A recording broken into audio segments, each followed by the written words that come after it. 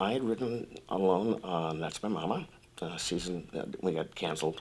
Um, I'd done Maud, done another show that I won't talk about unless I'm given lots and lots of money, and a passport to Canada in case Trump wins. Um, but I still, I mean, so I'm on the show Maud. Um, I'm not doing as well because again I can mimic the jokes, but the show is about a menopausal middle-aged couple dealing with adult issues, and I just didn't have enough life experience. And I could write good jokes. I could occasionally, and if the shows were broad, if the episode was a comic kind of story, I could ape it. But if it was a show, about, a real deep Walter Maud psychological issue, I'm not there just feeling my way through. I guess this is okay. Um, and so at that time, it was, again, probably, the best known black writer, whatever crap. But they were doing an episode of Roots. And just like with the electric company, they had taken flack for having no black writers on the first time. So Stan Margulies, a very lovely man, a great pedigree, lots and lots of great credits, calls me, get my agent, I set this up. Well, to make a long story short, they offered me the episode. I can't. I'm on staff on the show. We'll wait for you. We'll wait. So, no, instead, every excuse they had. Well, I have. I have to do this. Yes, you've got no choice. This is one of your biggest credits in the world. You'll do this. And he did wait for the season to finish. And I said, I can't do this alone. I got to call Dan. And I did. But I knew that I'm not sure if I don't know if I had asked about. You had talked to them about me before. At any Yes. rate, that's what you told me at the time. Yes. And they were, no, you cannot. And it had nothing to do with the fact that they were determined to have one black writer, no, without some honky attached to them, a black writer write this episode. Do you hear me?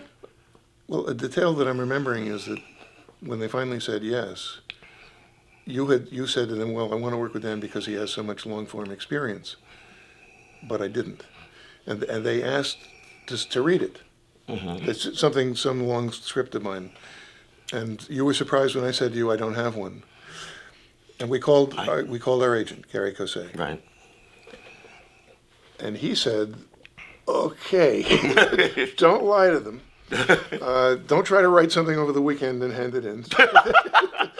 So it actually didn't say don't lie to him because he was saying, Thad, tell them Dan's not available.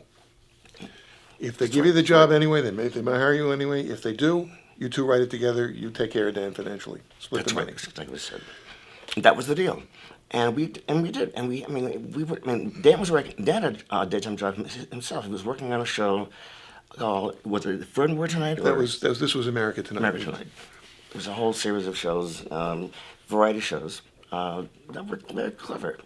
Martin Mull was the host of one of them. Martin Mull and Fred Willard. Fred Fred Willard Willard, yes. was just brilliant. Mm-hmm.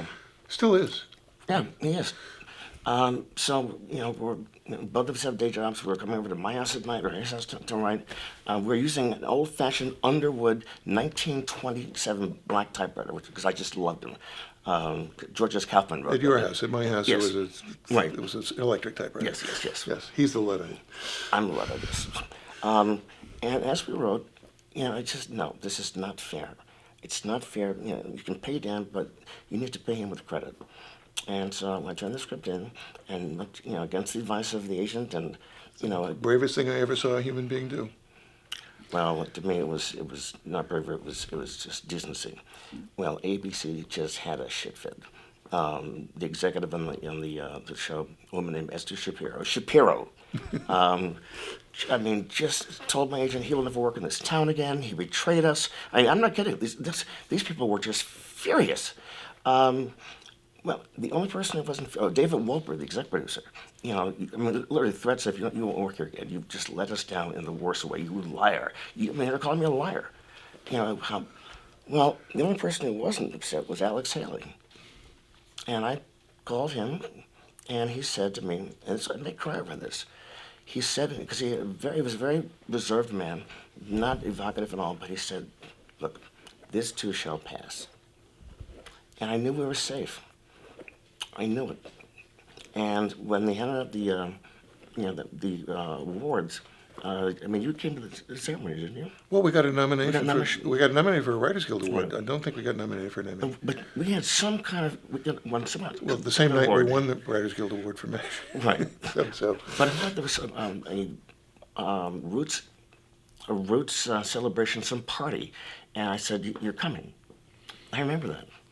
And David Loper, I mean, and I don't giving him remember the that. cold shoulder, Well, we were at Dad's.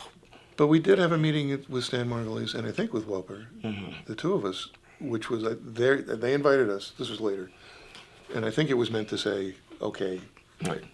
peace. Right.